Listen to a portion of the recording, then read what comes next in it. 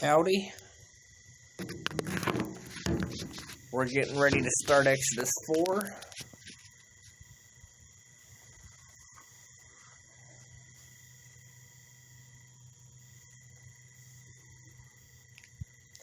Moses answered, "What if they do not believe me or listen to me and say the Lord did not appear to you?" Then the Lord said to him, "What is that in your hand?" "The staff," he replied. The Lord said, "Throw it on the ground." Moses threw it on the ground, and it became a snake, and he ran from it. Then the Lord said to him, "Reach out your hand and take it by the tail." So Moses reached out and took hold of the snake and turned back into a staff in his hand. This of the Lord, so that they may believe that the Lord, the God of your fathers, the God of Abraham, the God of Isaac, and the God of Jacob, has appeared to you. Then the Lord said, "Put your hand inside your cloak." So Moses put his hand into his cloak, and when he took it out, the skin was leprous. It had become as white as snow. "Now put it back into your cloak," he said. So Moses put his hand back into his cloak, and when he took it out, it was restored like the rest of his flesh. Then the Lord said, "If they do not believe you or pay attention to the first sign, they may believe the second. But if they do not believe these two signs or listen to you, take some water from the Nile and pour it on the dry ground. The water you take from the river will become blood on the ground." Moses said to the Lord, "Pardon your servant, Lord. I have never been eloquent, neither in the past nor since you have spoken to your servant." I laugh because I can kind of relate to poor Moses there. "Well spoken, I am not. I am slow of speech and tongue."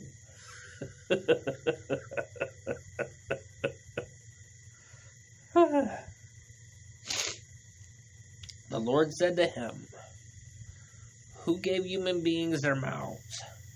Who makes them deaf or mute? Who gives them sight or makes them blind? Is it not I, the Lord? Now go, I will help you speak and will teach you what to say." But Moses said, "Pardon your servant, Lord. Please send someone else." Now the Lord's anger burned against Moses, and he said, "What about your brother Aaron, the Levite? I know he can speak well. He is already on his way to meet you, and he will be glad to see you. You will speak to him and put words in his mouth. I will help both of you speak and will teach you what to do. He will speak to the people for you, and it will be as if he were your mouth, and as if you were God to him. But take the staff in your hand so you can perform the signs with it." Then Moses went back to Jethro, his father-in-law, and said to him, "Let me return to my own people in Egypt to see if any of them are still alive."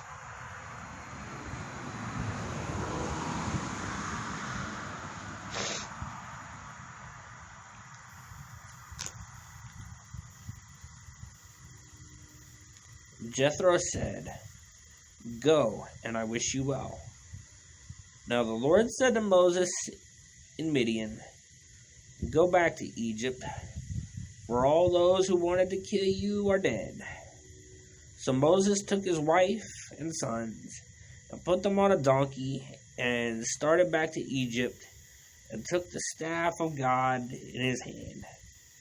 The Lord said to Moses, When you return to Egypt, see that you perform before the Pharaoh all the wonders I have given you the power to do. But I will harden his heart so that he will not let the people go. And say to Pharaoh, this is what the Lord says. Israel is my firstborn son, and I told you, let my son go so he may worship me.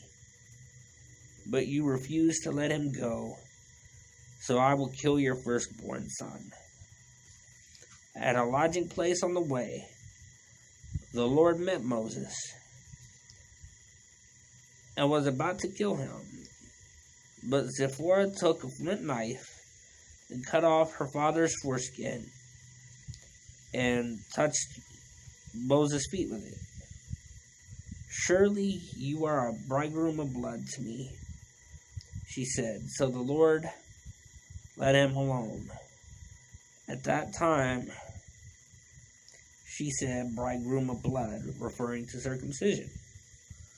The Lord said to Aaron, go into the wilderness to meet Moses. So he met Moses at the mountain of God and kissed him. When Moses told Aaron everything the Lord had sent him to say, and also about all the signs he had commanded him to perform, Moses and Aaron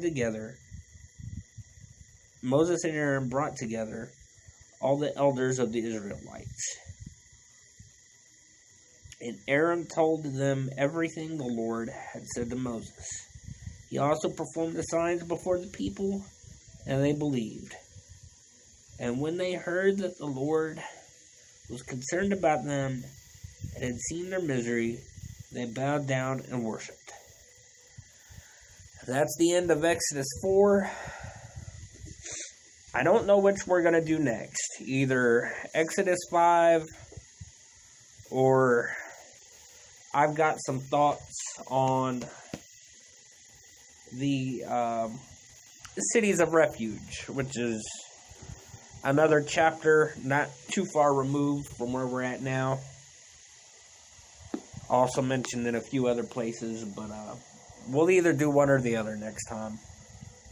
And then continue on from there. Thanks for watching.